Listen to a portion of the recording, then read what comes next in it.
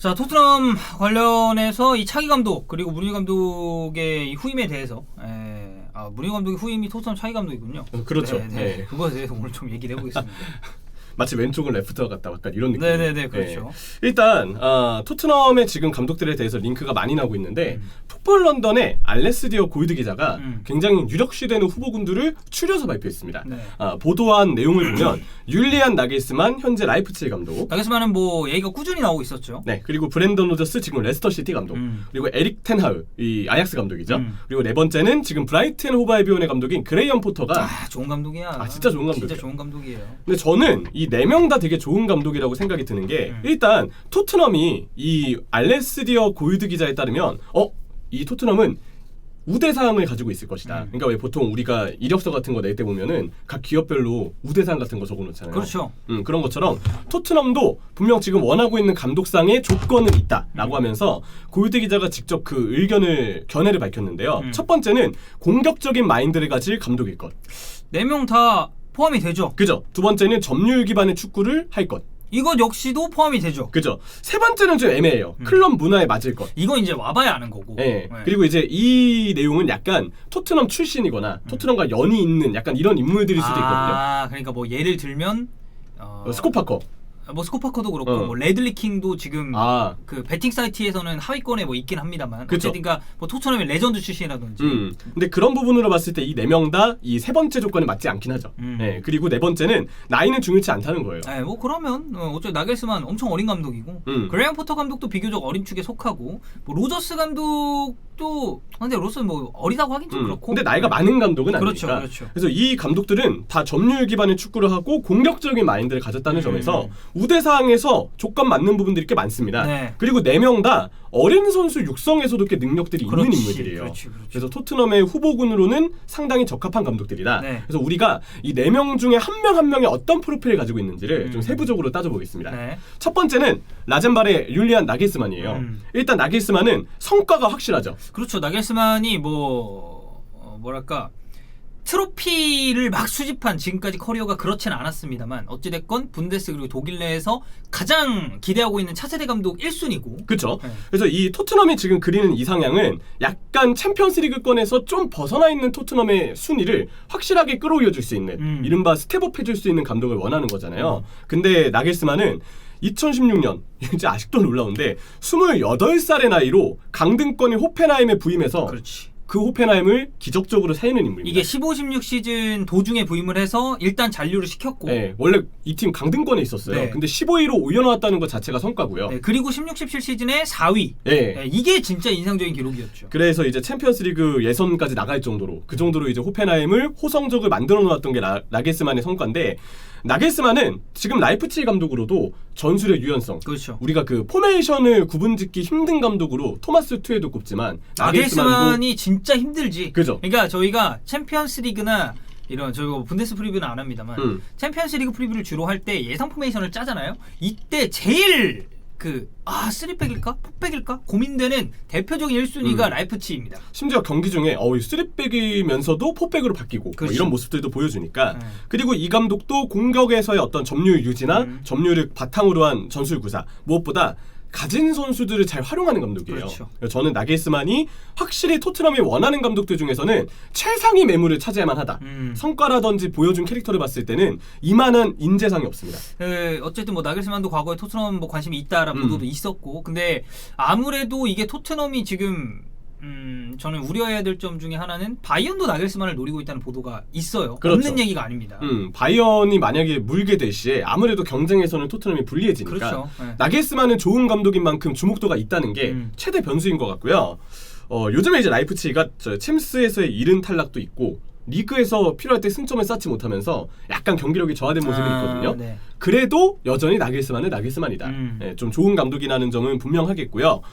두 번째 후보는 레스터시티의 브렌던 로저스입니다. 브렌든 로저스가 가져갈 수 있는 가장 큰 장점은 프리미어리그에 따로 적응이 필요가 없다. 리버풀도 이끌었었고 스완지 시티도 있었고 그죠. 그리고 지금은 레스터 시티까지. 그리고 맡은 팀마다 뭐 물론 아쉬운 포인트도 분명히 있었지만 어느 정도 성과는 꾸준히 냈었던 감독이기 때문에. 그렇죠. 우리가 이제 스완지 얘기할 때 그때 한창 축구 커뮤니티에서 나왔던 유행어들이 스완셀로나, 그렇지. 네, 그리고 전북은 이제 그때 최강희 감독이 전성기의 맞물려서 전북셀로나라 그러고 여러 얘기들이 있었는데 스완셀로나라는 우리 이야기만 보더라도 기본적으로 이 로저스 감독은 플랜 A에 대한 구사 능력이 되게 좋은 인물이에요. 그리고 이 스완셀로나라는 얘기 자체가 이 별명이 괜히 붙은 게 아닙니다. 기본적으로 점유를 중시하기 때문에 이 바르셀로나의 그 별명을 따온 거거든요. 그렇죠. 티키타카의 위주니까. 그렇죠. 리버풀에서도 조금 더 전진된 티키타카를 보이면서 다이아몬드 사사이와 SSS 조합 여러 가지로 굉장한 이 공격적 포메이션 전술을 만들어왔던 감독이고 결국 이 로저스는 가진 선수단의 장점을 잘 융화시켜서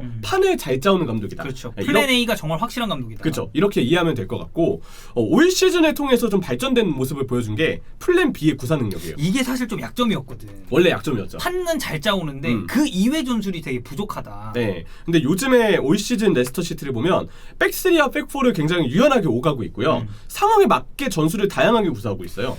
그래서 로저스가 사실 또 다른 단점으로 지적받았었던 리그 후반기로 갈수록 힘이 빠진다. 그리고 성적이 떨어진다. 이 단점도 전술의 다양성으로 약간 보완했다는 시선이 분명히 있죠. 그렇죠. 올 시즌 레스터가 부상자가 리버풀 못지않게 되게 많은데 근데 레스터 시티가 지금 꽤 균일하게 성적을 내고 있거든요. 이 정도면 노저스가 기존 단점을 만회했다고 볼 수 있고 올 시즌 전술은 포메이션을 뭔가 특정 짓기가 되게 힘든 상황이에요. 그 정도로 다양한 감독이 됐다. 그리고 얘기하셨던 프리미어리그 경험이 풍부한 부분도 있죠. 근데 로저스도 약점이 좀 분명해요. 일단 경기 중 전술 변화가 좀 아쉽습니다. 그러니까 본인이 들고 나온 전술이 생각보다 안 먹혀요. 그리고 약간 상대한테 대응을 당했어. 중간에 변화를 줘야 되잖아요. 근데 그 중간 변화가 노저스는 좀 안 될 때가 많습니다. 본인이 뭔가 짜온 판이 처음에 들어맞지 않으면 첫발이 끝발인 느낌이 좀 있는 느낌? 그런 부분이 있고 그러다 보니까 교체를 통한 전술 변화나 대응도 아직은 좀 아쉬운 부분이 있어요. 좀 부족하다. 그리고 이 로저스 감독의 장벽 결국 이 선임에 있어서 좀 장벽이 될 수 있는 건 첫 번째로 레스터가 결국 지금 토트넘보다 순위가 높습니다. 그러니까 레스터는 지금 챔피언스리그 티켓을 딸 수 있는 유력한 후보 중에 하나고 그리고 뭐 아직 로저스 감독의 계약 기간도 꽤 많이 남아 있는 상황이고. 그렇죠. 비교적 최근에 재계약을 했기 때문에 지금 2025년까지 계약 기간이거든요. 아직도 지금 뭐 횟수로만 따졌을 때 4년이 남았어요. 그리고 이번에 데일리메일의 보도를 참고하니까 인터뷰를 했더라고요. 토트넘에 안 간다. 나는 레스터 시티에 집중하겠다라고 했는데 이런 부분들을 보면 현실적으로 선임할 가능성은 좀 떨어진다고 봐야 하지 않을까. 세 번째 후보군은 아약스의 에릭 테나흐입니다. 에릭 테나흐는 어린 자원을 활용하는 능력은 이 4명 중에서 최고라고 해도 과언이 아닐 것 같아요. 이거는 뭐 우리가 챔피언스리그를 통해서 무수히 봐왔으니까. 아약스가 지금 매 시즌마다 스쿼드 출혈이 심하잖아요. 그렇죠. 심지어 이번에 보드진의 실수로 세바스티안 알레는 유로파리그 명단에 등록도 안 됐고 심지어 오나나는 도핑 혐의 때문에 지금 아예 출전 금지 징계까지 받을 정도잖아요. 그런 상황에도 게다가 매 시즌마다 지으라든지 프랭키 더용이라든지 무수히 많은 주축들이 빠져나갔지만 그래도 아약스의 전력을 쭉 유지해온 인물입니다. 그래서 감독으로서의 능력 그리고 전술적인 컨셉은 확고한데 라인을 올리고요. 기본적으로 짧은 패스를 위주로 티키타카를 하는데 전진 패스의 비율이 굉장히 높은 스타일이에요. 그만큼 공격적이라는 얘기죠. 빠른 템포의 공격 전개를 또 중시하고 수비할 때는 간격을 좁게 유지해서 좌우 측면으로 상대를 몰아넣은 다음에 한쪽 측면을 가둬서 압박을 하는 스타일이거든요. 그래서 테나흐 감독의 스타일은 기본적으로 전술의 스타일도 확고한 부분이 있다. 그리고 이 감독은 그동안 본 모습으로 봤을 때 4백의 비중이 굉장히 많은 인물입니다. 그렇죠. 테나흐 하에서의 3백은 약간 그리기가 힘든 느낌이 있죠. 그동안 좀 봤었던가 싶을 정도로 거의 4백 2주의 전술이라고 보면 될 것 같은데 근데 테나흐도 약점이 있어요. 빅리그 검증은 아직입니다. 그렇지.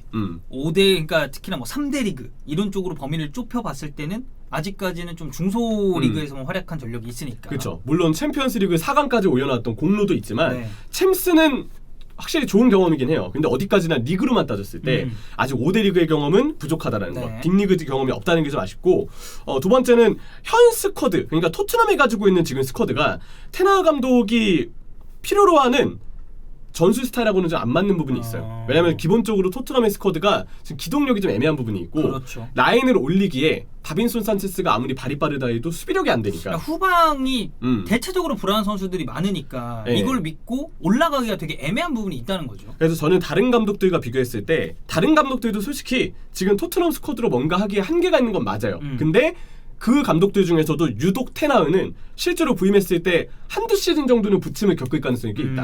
왜냐면 스쿼드가 준비가 안 되어 있기 때문에. 그러니까 시행착오를 좀 겪을 거다. 그런 부분이 좀 점쳐지고요. 네 번째 감독은 그레이엄 포터입니다. 마지막 유력 후보입니다. 그렇죠. 포터는 올 시즌 프리미어리그 경기력 도르 수상자인데 인정합니다. 이건 진짜 인정합니다. 저도 이거 커뮤니티에서 찾아봤거든요. 네. 해외 SNS 어디 보던지는 제가 못 찾아봤는데 그 그래픽이 있더라고요. 슈퍼리그 팀을 제외하고서 프리미어리그 기대 승점을 따져봤을 때 브라이튼이 1위라고 합니다. 빅식스 제외. 네, 이게 지금 영국 그 SNS 상에서도 돌고 있는 이미지여가지고 이거 인용해도 되겠다 싶어서 일단 가져왔는데 일단 그만큼 브라이튼은 경기력은 좋은데 무페라든지 에런 커널리라든지 골을 못 넣는 공격수들의 존재 때문에 팀 최다 득점자가 무페인데 득점이 한 자릿수입니다. 그 정도면 많이 다 한 거죠. 네. 그만큼 경기력은 좋은데 좀 아쉬운 부분이 있고 짧은 시간에 팀을 조직력을 완성하는 이른바 전술 스타일을 완성하는 부분은 저는 능력을 이미 보여줬다고 생각해요. 이거는 뭐 사실 지금 올 시즌 브라이튼 경기 보시면 알겠지만 이 팀은 경기력만 보면 당장 유로파리그 경쟁한 팀이라고 해도 저는 무리 없다고 봅니다. 이번에 첼시가 어려워한 것도 네. 이전에 이제 맨유가 올드 트래포드에서 이기긴 했지만 브라이튼에게 이렇게 꾸역승을 거둘 수 있을 엄청 정도로. 고전했죠. 네, 그 정도로 이제 브라이튼은 전력이 이렇게 좋은 팀인데 원래 브라이튼이 롱볼 위주의 수비 축구라는 팀이었거든요. 맞아요. 근데 부임하자마자 팀 컬러를 바꿔놓았던 걸 생각하면 이 감독은 짧은 시간에 조직력을 완성하는 능력이 분명히 있다. 그리고 이 웨스테르순드 스웨덴 리그의 팀이죠. 그리고 브라이튼 이 약간 열악한 스쿼드를 보유하고도 본인의 전술을 구사한 걸 보면 스쿼드 준비가 안 되어 있어도 크게 그거에 변수를 맞이할 감독은 아닌 것 같습니다. 그러니까 크게 선수발 안 맞는다. 네, 열악하더라도 거기서도 뭔가를 이룰 수 있는 감독이다. 이거는 굉장히 좋은 프로필이고요. 후방 빌드업을 중시하고 그렇죠. 좌우 폭을 굉장히 넓게 쓰는 스타일입니다. 윙백이나 윙어가 폭을 벌리면 그 가운데 공간으로 이선들이 쭉 침투하는 형태로 전술을 짜는 스타일이고 포메이션이 굉장히 유연해요. 그리고 라인을 올려서 점유율 유지를 위해서 강한 압박을 구사하기로도 유명합니다. 기본적으로 하이프레스를 컨셉으로 잡고 있는 팀이 브라이튼이고 그리고 네. 그 하이프레스를 가할 수 있을 만한 기동력 있고 빠른 자원들이 있습니다. 그쵸. 전방에 보면은 뭐 예를 들면은 뭐 지금은 전력에서 이탈을 했습니다만 램프티가 정말 램프티. 핵심적인 역할을 네. 했었고 뭐 무페도 마찬가지고 뭐 트로사르 뭐 이런 좋은 자원들이 또 있으니까 트로사는 진짜 꿀이죠. 네. 그래서 이런 부분들을 보면 좋은 감독이긴 하나 솔직히 얘기해서 결국 확실한 성과를 거뒀다고 보기에 그러니까 경기력 대비 순위가 굉장히 낮다는 게 이 브라이튼의 또 다른 그러니까 포인트거든요. 그렇죠. 그러니까 우리가 계속 얘기했지만 이 순위가 지금 올라가지 않는 원인은 공격수들의 너무 아쉬운 골 결정력 때문에 맞아요. 그래요. 네. 그건 맞지만 어쨌든 그레이엄 포터가 분명 지금 이상으로 본인의 감독 프로필을 위해서라도 좀 더 나은 성적을 보인 부분은 있어야 하는데 네. 뭐 대륙컵 대회의 어떤 경험은